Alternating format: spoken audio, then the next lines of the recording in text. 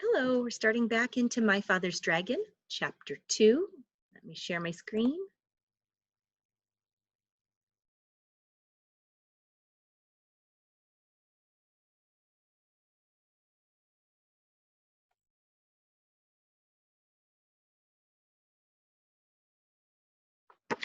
Okay, Chapter 2, My Father Runs Away. Wild Island is practically cut in two by a very wide and muddy river, continued the cat. This river begins near one end of the island and flows into the ocean at the other. Now, the animals there are very lazy, and they used to hate having to go all the way around the beginning of this river to get to the other side of the island. It made visiting inconvenient and mail delivery slow, particularly during the Christmas rush. Crocodiles could have carried passengers and mail across the river, but crocodiles are very moody and not the least bit dependable, and are always looking for something to eat. They don't care if the animals have to walk around the river, so that's just what the animals did for many years.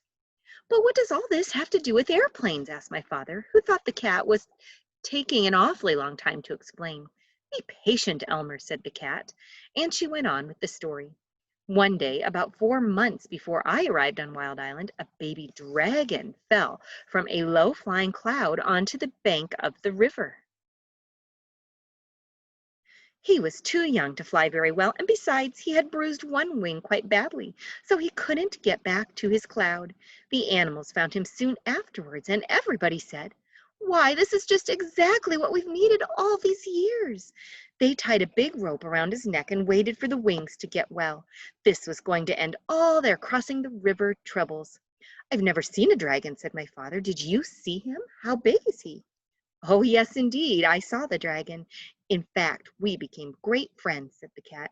"I used to hide in the bushes and talk to him when nobody was around. He's not a very big dragon, about the size of a large black bear, although I imagine he's quite grown a bit since I left. He's got a long tail and yellow and blue stripes. His horn and eyes and the bottom of his feet are bright red, and he has gold-colored wings." "Oh, how wonderful," said my father. "What did the animals do with him when his wings got well? When his wing got well?"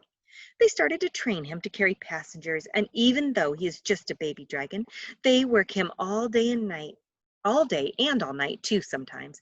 They make him carry loads that are much too heavy, and if he complains, they twist his wings and beat him.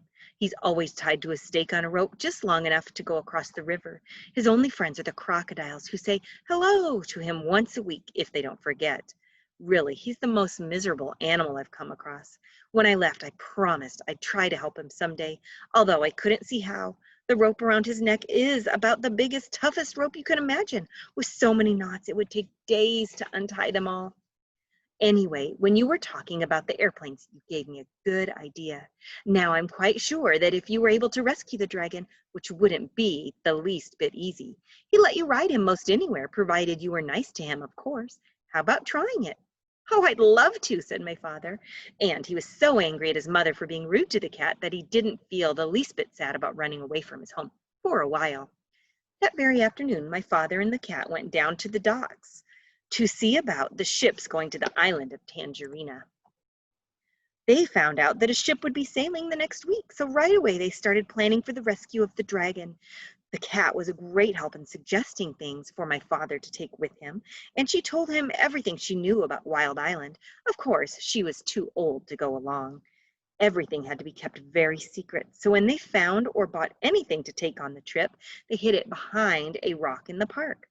The night before my father sailed, he borrowed his father's knapsack, and he and the cat packed everything very carefully.